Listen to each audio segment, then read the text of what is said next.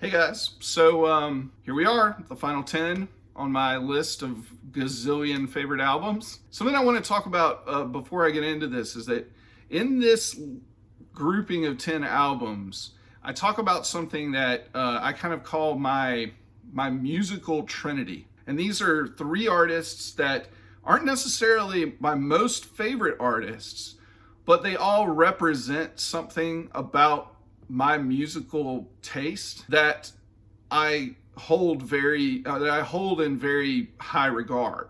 And so that's kind of what I mean. But anyway, without further ado, let's just get into it.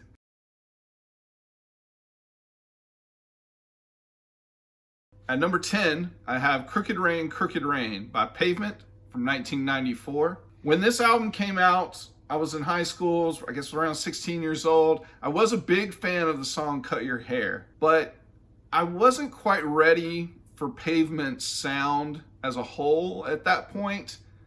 I was a little too serious, and I was also, a fan of the bands that Stephen Malkmus mocks, in Range Life. It would be at least 4 or 5 years later before I would really get into like Slanted and Enchanted and this album. This album has such character because this band has such character. Stephen Malkmus's lyrics are like little inside jokes for the most jaded members of Generation X. The term often used by rock journalists to describe Pavement was like slacker.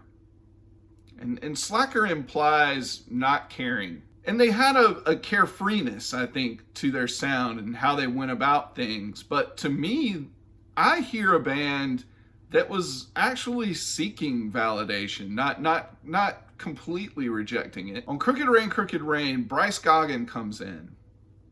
And he really helps shape their sound on this record by mixing their kind of flawed DIY aesthetic in a way that makes it more accessible. He's kind of pushing those California sounds like to the forefront. Even though I got to Crooked Rain later than when it was originally released, it really set the stage for my musical journey through the early 2000s. That's when my deep dive into indie rock really started. And, it's all due to this album. And this album's also just a lot of fucking fun. At number 9, I have This Year's Model by Elvis Costello and the Attractions from 1978.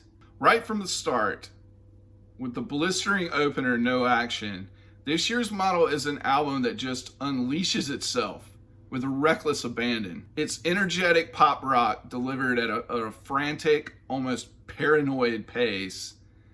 And yeah, it's a rock record. It's a rock and roll record. It's technically not a punk record, but if punk is all about attitude, then I'll say that this is one of the greatest punk albums ever made because Elvis has attitude in spades. I haven't done this enough throughout this series, so I want to take a moment and give a round of applause to the Attractions.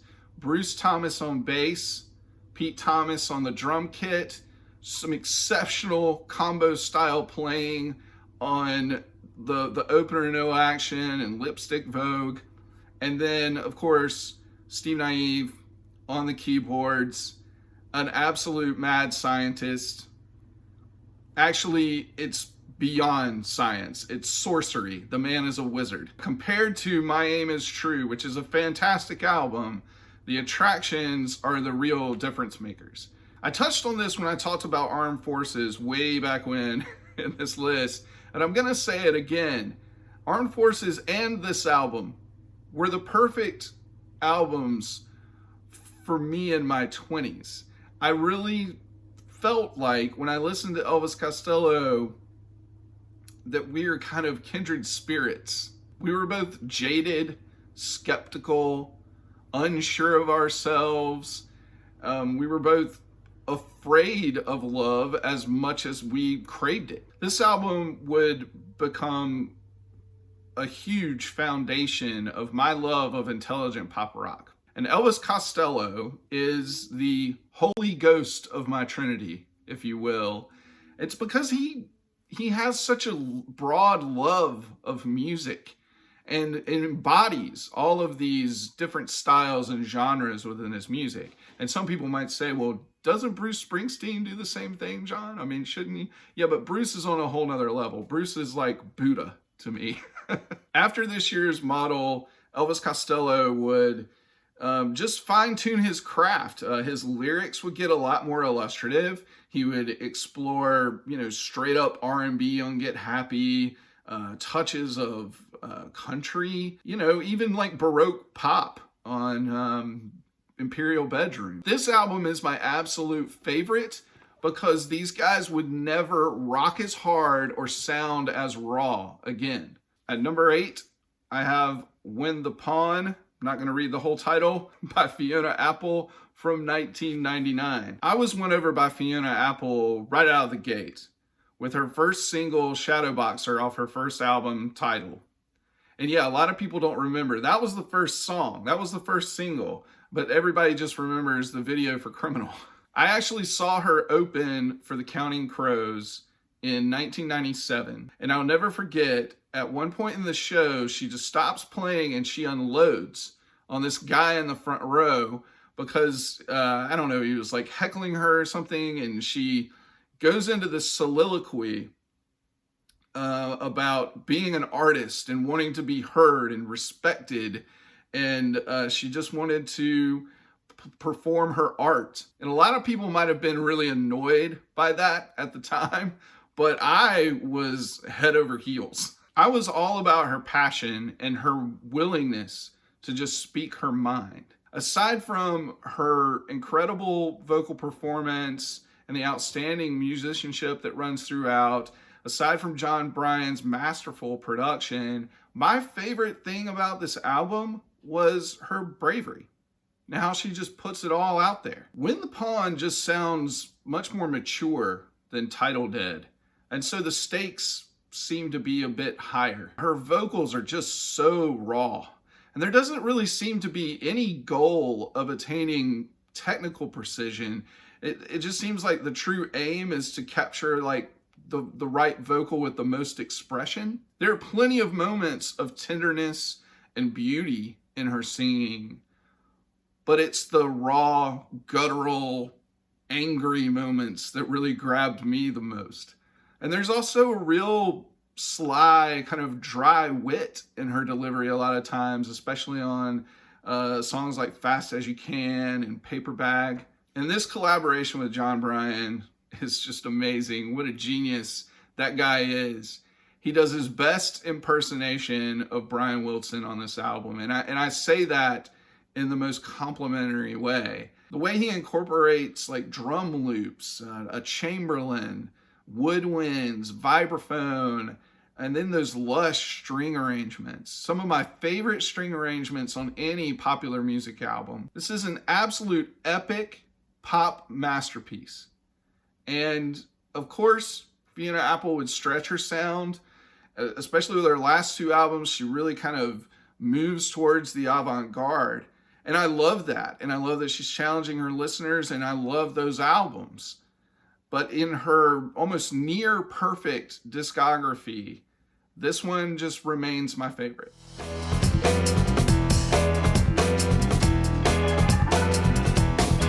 I may be soft in your palm, but I'll soon go hungry for a fight, and I will not let you in.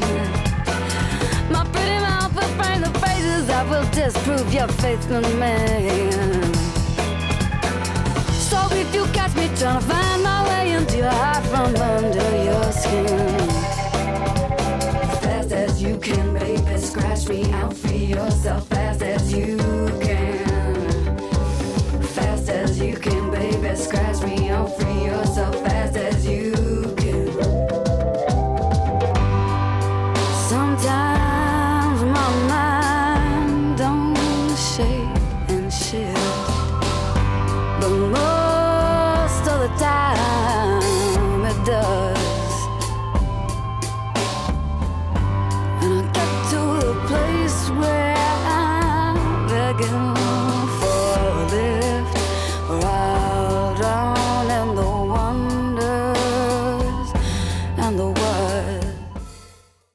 7, I have Live at the Harlem Square Club, 1963, by Sam Cooke from 1985. So for many years before I had my own kids, I always had the annual tradition of going to the movie theater on Christmas Day. And in 2001, I went to see Michael Mann's Ali. The 8 to 10 minute opening montage to that film is moments of like Muhammad Ali's youth and his early career spliced together with a recreation of a Sam Cooke concert. And at one point in the movie, the band starts going into Bring It On Home to Me. And a couple of rows down from me in the theater was like a group of folks that just forgot where they were. They started clapping, singing, yeah. And like, it was, I mean, they almost got up, you know, like they were at the concert. I thought it was awesome though. I thought it was absolutely awesome. So when I got home, I looked up a review and they talk about how that opening scene was inspired by this album. And so I immediately took my Christmas gift certificate out to the local record store and bought this on CD. I had a Sam Cooke greatest hits, but I'd never heard him sound like this before. Sam Cooke was an artist that attempted to break down racial barriers by achieving as much popularity as he possibly could. And this album was intended to be released in 1964, but the record company kind of felt like he had a pop image that needed to be protected, and so they just locked it away in the vault. This, though, is his true essence. And as flawless and beautiful as a lot of his studio productions are, and I love that music, it's when you hear this is when you get it. This is when you understand. You know, this is the Father of Soul. The Father of Soul. And he's the father of my Trinity, my little musical Trinity. His vocals just have such a rough edge to them on this recording. And it's the way he commands the crowd. You know, his gospel background really shines through here. He's like a preacher at a pulpit. It's one of the greatest live albums of all time. I think it's the greatest live album of all time. Yeah, I'll argue that. I will argue that. At number 6, we have The Gilded Palace of Sin by the Flying Burrito Brothers from 1969. It was Uncle Tupelo's cover of Sin City that led me to the Flying Burrito Brothers. That, and there was a tribute album, came out in the late 90s, that was featured on an episode of Sessions at West 54th. This album is arguably the most important country rock album ever made. I mean, some could say Sweetheart of the Rodeo. I'd be open to that. I don't want to make this too much about Graham Parsons right off the bat. So let's talk about how great of a band the Flying Burrito Brothers were and how much of a band album this is. The musicianship is exceptional, especially Sneaky Pete. He's almost kind of the star of the show on pedal steel. Traditional country playing, but yet seamlessly fits in alongside the flourishes of psychedelia that run throughout. Parsons and Chris Hillman capture lightning in a bottle during these songwriting sessions. I've always been absolutely blown away at how songs that are inspired by, you know, the political turmoil of the 1960s and the rock and roll lifestyle of Los Angeles could sound like old country songs that had existed for decades. Parsons and Hillman's knowledge base for traditional folk and country music is truly what set them apart from the rest of their contemporaries. And then, of course, Graham Parsons' love of R&B and that fusion of that sound on this album by covering songs like Dark End of the Street and the brilliant cover of Do Right Woman. But then it also comes through on songs like Hot Burrito number 1 and Hot Burrito number 2. During the recording sessions with a melody assist from Chris Etheridge, Graham Parsons wrote those songs on the spot. It's just Graham Parsons at his finest. Those two songs. So Graham Parsons is the son of my musical Holy Trinity. And this is purely because of his influence on his collaborators, his influence on the future country and alt country and Americana artists. It's a shame how he was never really truly accepted by his country music heroes, because his importance as a musical figure just cannot be overstated. You know, even years before I ever really truly wanted children, I always kind of said in the back of my head that if I ever had a kid, if I ever had a son, I would name him Graham. Unbeknownst to them, some friends of mine beat me to it. And so I named my son Sam instead. At number 5, I have Blonde on Blonde by Bob Dylan from 1966. All through my youth, like when I was a preteen, teenager, through high school, you know, I was always one of those folks that didn't like Dylan because I didn't think he could sing. And I didn't think that there was anything special about his music because it lacked like these huge guitar heroics or something. Thankfully, I finally came around. And it was albums like Highway 61 Revisited that really helped me get there. But Blonde on Blonde was the album where I truly fell in love with Bob Dylan. It's an expansive double album that's just never felt long to me.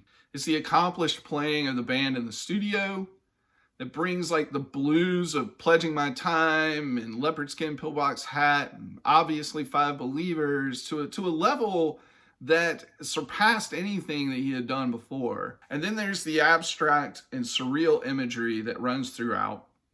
Songs like Visions of Johanna, Temporary Like Achilles, Sad-Eyed Lady of the Lowlands.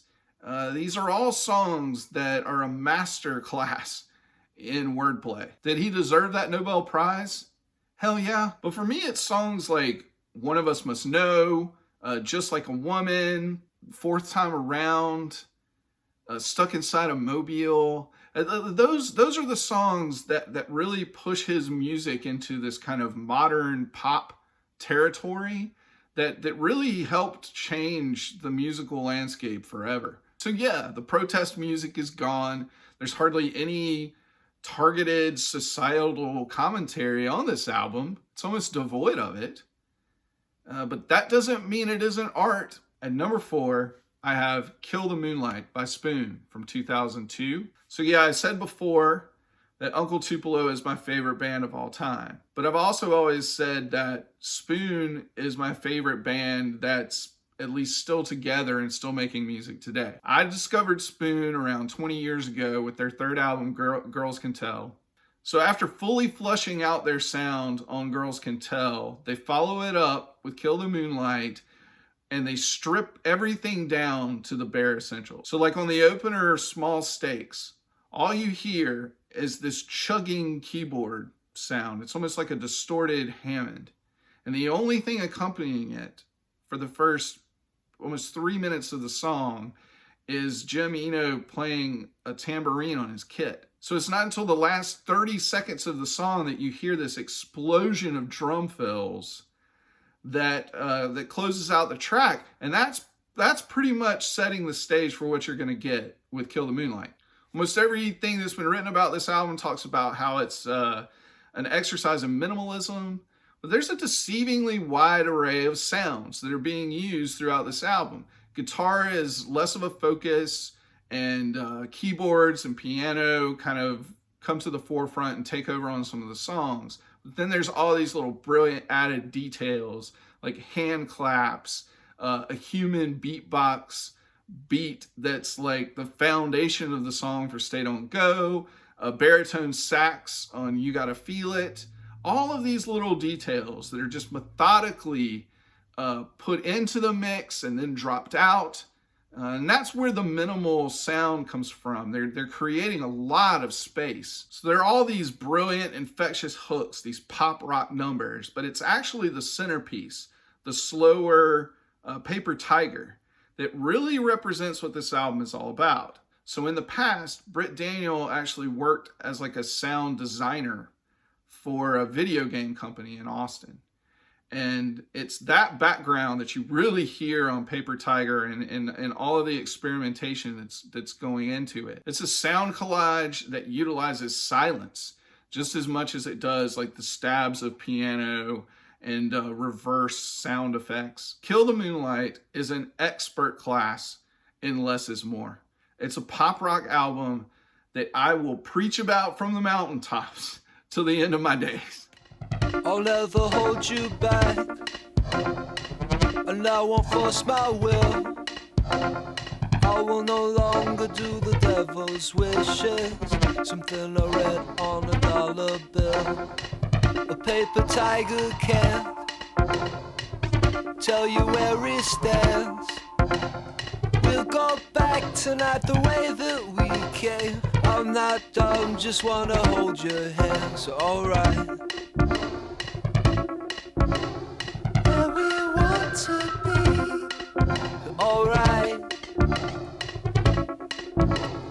what thought we could be.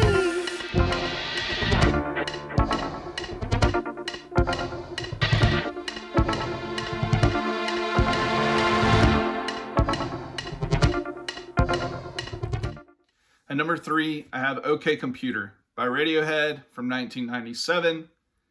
It's difficult to think of a 3-album run that I experienced in real time that was more impactful to me than Radiohead's first 3 albums. Possibly Nirvana's first 3 albums, but I'm going to go with this one. Pablo Honey was an album that I had never heard before at that young age, and then The Bends was just like an artistic leap that even separated them further away from anything else that I had in my musical collection.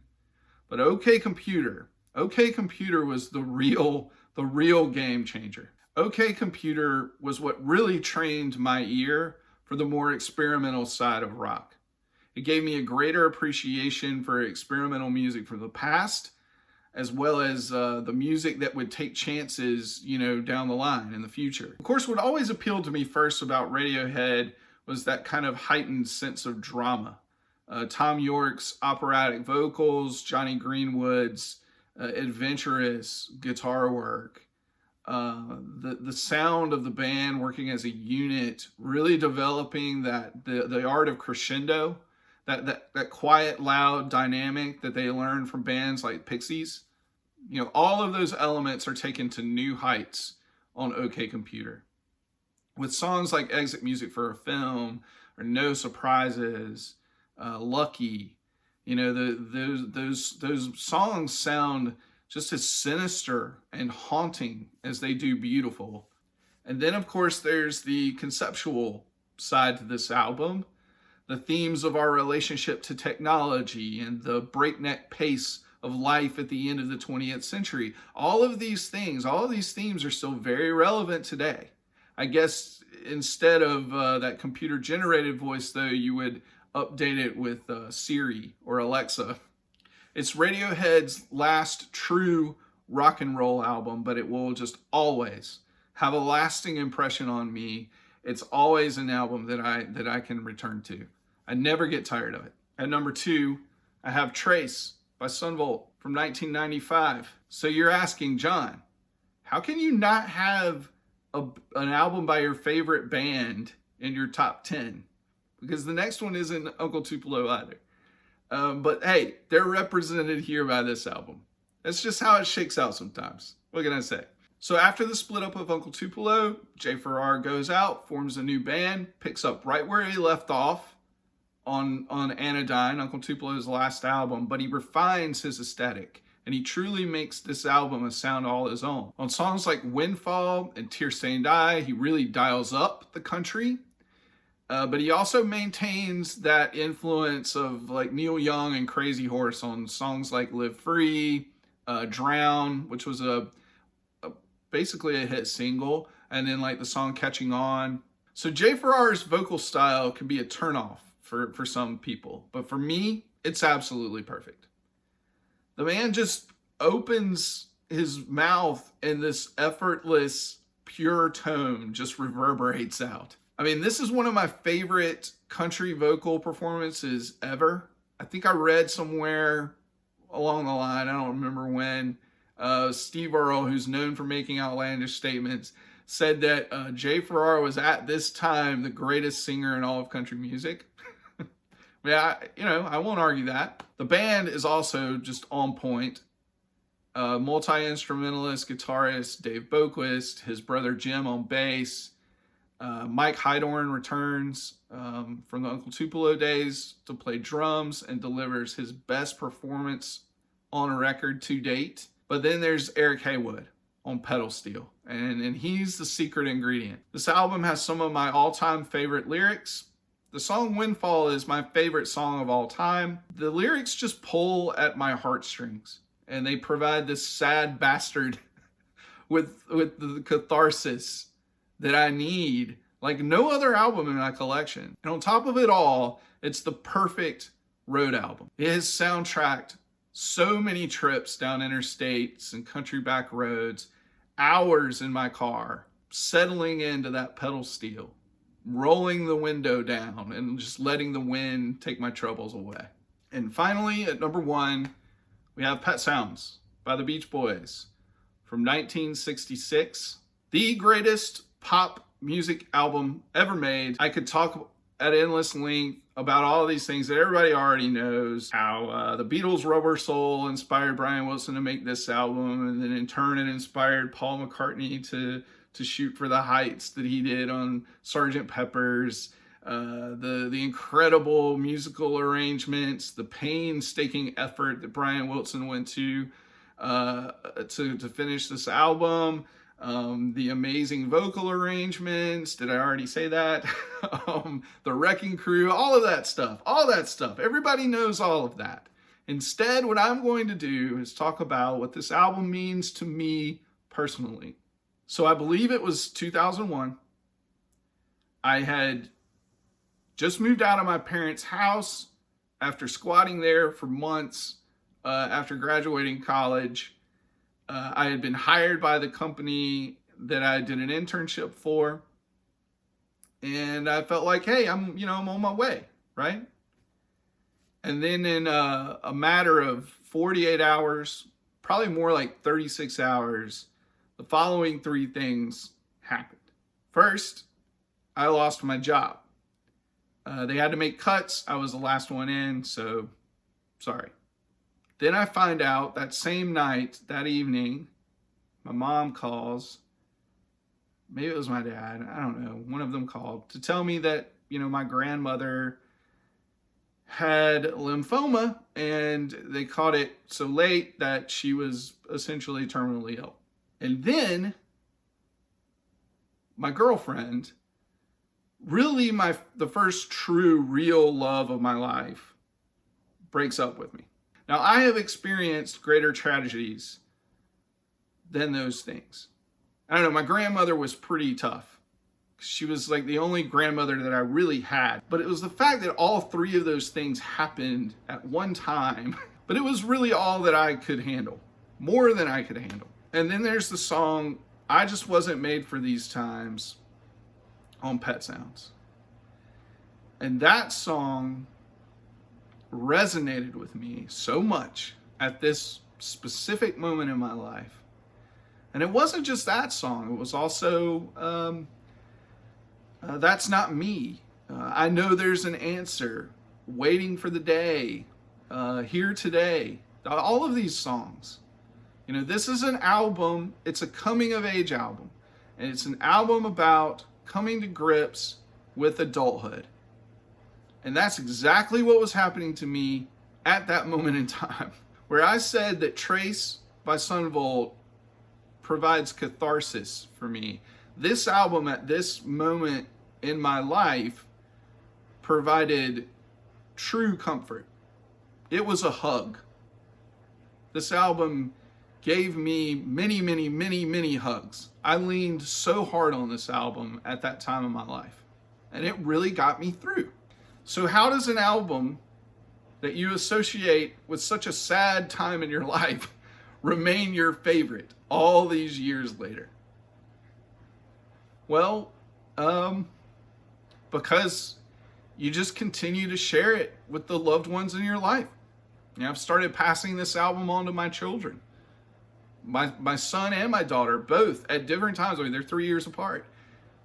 Both fell in love with the song Good Vibrations like by hearing it one day, and then, you know, this is where it goes next, you know, to Pet Sounds, and I just pass it on to them. And because of that, my wife's love for this album has grown monumentally, and it's something that we all share as a family. Countless nights putting my son to bed when he was like 2-3 years old, singing God Only Knows to him singing it with me as he falls asleep, playing Wouldn't It Be Nice in the car at least 3 times a week when I'm dropping Inez off at daycare.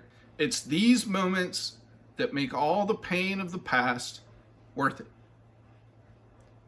I'm just making new memories. Better memories. So that's it. It's finally over. 8-month-long series counting down 200 of my favorite albums. This is not a swan song or anything like that. I'll be back. But now we're on the path to losing subscribers from here on out. That's where we're headed. But I want to thank everybody for following along on this journey. I really appreciate it. You know, I would love to see in the comments this time around, I would love to see people take a stab at giving me their favorite albums of you know, their top 5 favorite albums. David Ellis, I know that you've even told me yours before, but I need it again. I need a refresh. But anyway, thank you everybody. And we'll see you in the next video. All right, bye. Digital gramophone makes no sense.